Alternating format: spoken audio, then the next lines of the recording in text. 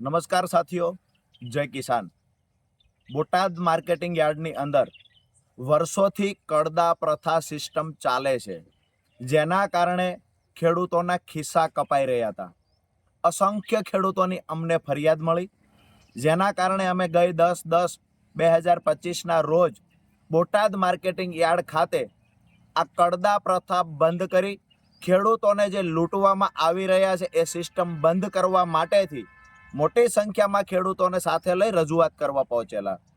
અમારી રજૂઆતને સાંભળ્યા પછી પણ એકદમ વ્યાજબી રજૂઆત હોવા છતાં પણ કડદા પ્રથા બંધ થશે આવી અમને લેખિત બાંહેધરી ન મળી।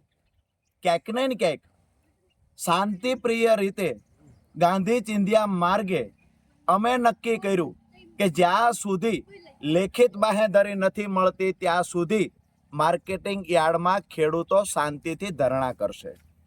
મોડી રાત્રે પોલીસ આવે છે, લાઠીચાર્જ કરે છે, અમને ઉઠાવી જાય છે। અમને કહેવામાં આવે છે કે માર્કેટિંગ યાર્ડમાં તમારે લોકોએ બેસવાનું નથી।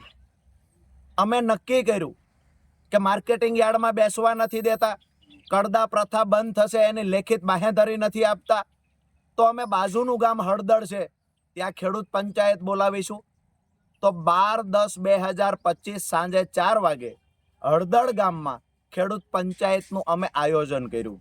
એમાં પણ પંચાયતમાં ખેડૂતો ન પહોંચવા દેવા માટે થઈ અસંખ્ય ખેડૂતોની અટકાયત થઈ, આગેવાનોની અટકાયત થઈ, તેમ છતાં ખેડૂતો પંચાયતમાં આવ્યા। હું અને મારા સાથી મિત્ર પ્રવીણભાઈ પણ પંચાયતમાં પહોંચ્યા।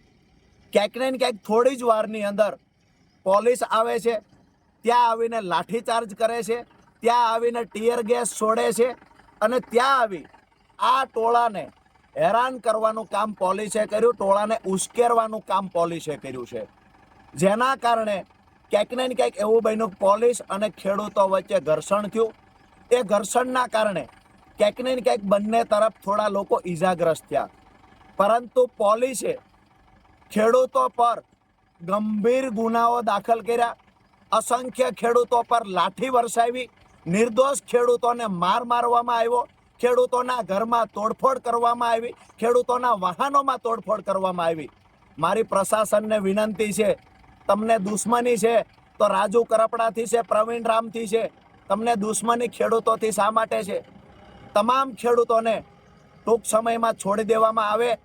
હું અને પ્રવીણભાઈ રામ આવતી 16 તારીખ એટલે કે પરમ દિવસ અમદાવાદ પાર્ટી કાર્યાલય ખાતે બપોરે 11 કલાકે અનશન પર બેસવાના છીએ। પોલીસને લઈ જવા હોય અમને ત્યાંથી લઈ જાય, પણ મારા નિર્દોષ ભાઈઓ ખેડૂતોને છોડી દે આ નમ્ર વિનંતી કરું છું। તમારે લાઠીઓ મારવી હોય તો અમારી પીઠ પર મારો, જેલમાં પૂરવા હોય તો જેટલા દિવસ રાખવા હોય એટલા અમને રાખો, પણ નિર્દોષ ખેડૂતો પર અત્યાચાર ન ગુજારશો। અમે સામે ચાલીને અમદાવાદ ખાતે આવી રહ્યા છીએ। આવતી 16/10/2025 બપોરે 11 કલાકે ગાંધી ચિંધ્યા માર્ગે ફરી વખત અમે લોકો ધરણા પર બેસીશું।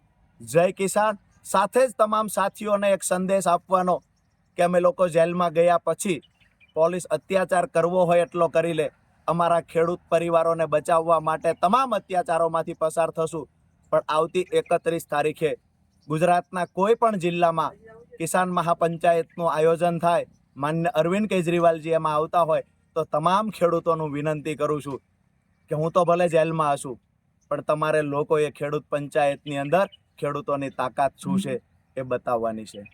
જય કિસાન। આપનો ભાઈ રાજુ કરપડા।